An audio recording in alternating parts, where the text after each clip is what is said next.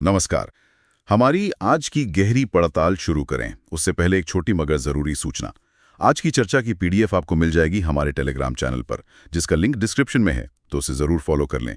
तो चलिए, यूपीएससी की तैयारी को ध्यान में रखते हुए 25 दिसंबर 2025 के करंट अफेयर्स के पार्ट 1 में उतरते हैं। आज हमारे पास विज्ञान, रक्षा, कला और संस्कृति से लेकर पर्यावरण तक कई दिलचस्प विषय हैं। और हाँ, हो सकता है कि इनमें से कुछ विषयों पर हम पहले भी बात कर चुके हों, तो ये एक अच्छा रिवीजन भी हो जाएगा। तो फिर आइए से खोलते हैं। सबसे पहले बात करते हैं टेक्नोलॉजी की। आईआईटी दिल्ली के शोधकर्ताओं ने एक कमाल का एआई एजेंट बनाया है, जिसका नाम है आईएला, यानी आर्टिफिशियली इंटेलिजेंट लैब असिस्टेंट।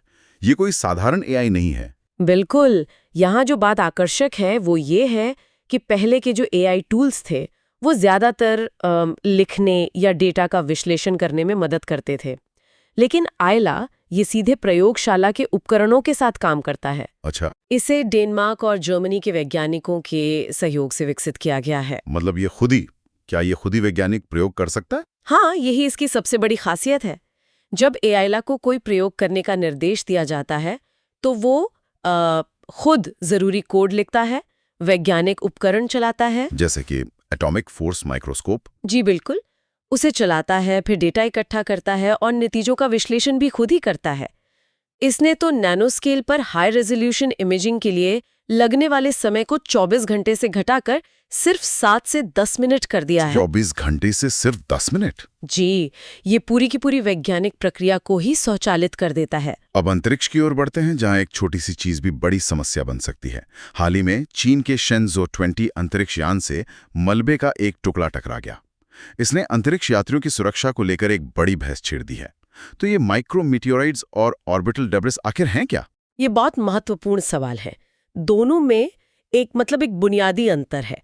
माइक्रोमीटियोरॉइड्स जो हैं वो प्राकृतिक होते हैं। ज्यादातर मंगल और बृहस्पति के बीच जो एस्टेरॉयड बेल्ट है वहां क्षुद्र ग्रहों के टकराने से बनते हैं। अच्छा। ये बहुत छोटे होते हैं, कुछ माइक्रोमीटर से 2 मिलीमीटर तक, लेकिन इनकी रफ्तार बेहद तेज होती है, करीब 11 से 72 किलोमीटर प्रति सेकंड। 72 किलोमीटर प्रति सेकंड? जी, और पृथ्वी के गुरुत्वाकर्षण के कारण ये हमारे ग्रह के पास ज्यादा संख्या में मौजूद है। वहीं दूसरी तरफ ऑर्बिटल डेब्रीज, जिसे हम स्पेस जंक भी कहते हैं, वो मानव निर्मित है। हमारा फैला हुआ कचरा। सही कहा। ये खराब हो चुके सैटेलाइट, रॉकेट के टुकड़े और एंटी सैटेलाइट हथियार परीक्षणों से पैदा होता है।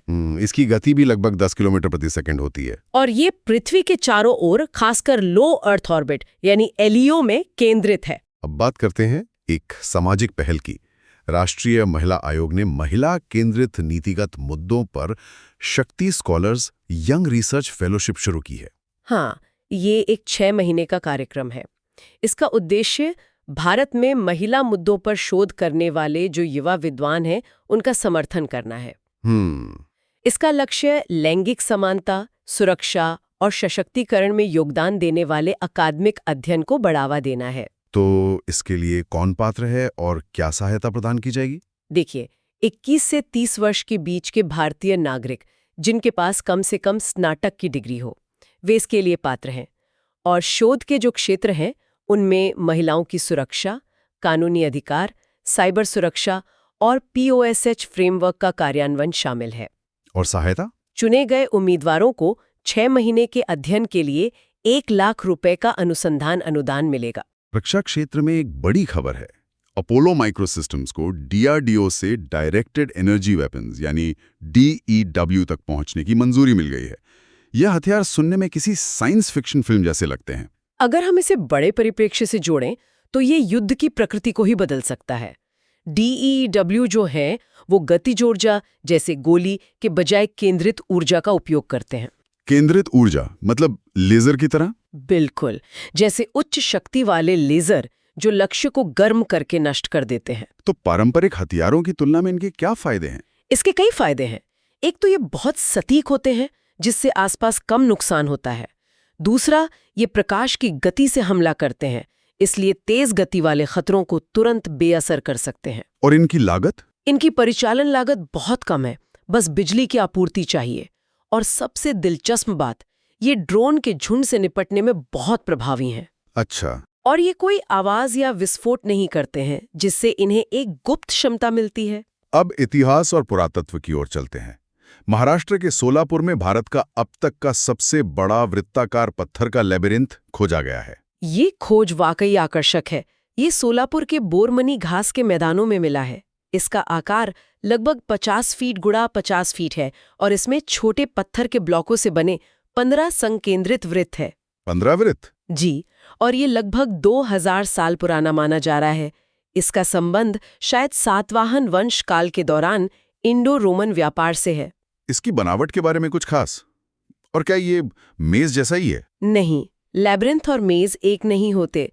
मेज में कई रास्ते और गलत मोड़ होते हैं, जबकि लैब्रिंथ में केंद्र तक पहुंचने का केवल एक ही घुमावदार रास्ता होता है। अच्छा, एक ही रास्ता? हाँ, और इसकी डिजाइन भूमध्य सागरीय संस्कृतियों में पाए जाने वाले क्लासिकल लैब्रिंथ रूपों से मिलती जुलती है। लेकिन इसके केंद्र में एक सर्पिल है जो भारत में चक्रव्यूह की अवधारणा से जुड़ा है। रक्षा प्रौद्योगिकी पर लौटते हैं। डीआरडीओ ने अगली पीढ़ी की आकाश मिसाइल यानी आकाश एनजी प्रणाली का यूजर ट्रायल सफलतापूर्वक पूरा कर लिया है। ये मौजूदा आकाश प्रणाली से कैसे बेहतर है? आकाश एनजी एक सतह से हवा में मार करने वाली अत्याधुनिक मिसाइल प्रणाली है। यह मूल आकाश मिसाइल से काफी हल्की है, मतलब 350 किलोग्राम, जबकि पुरानी वाली 720 किलोग्राम की थी। लगभग आधी। जी, और इसमें कई उन्नत सुविधाएं हैं, जैसे स्वदेशी रेडियो फ्रीक्वेंसी यानी RF Sikar, dual pulse solid rocket motor और पूरी तरह से स्वदेशी रडार। और इसकी क्षमताएं क्या है?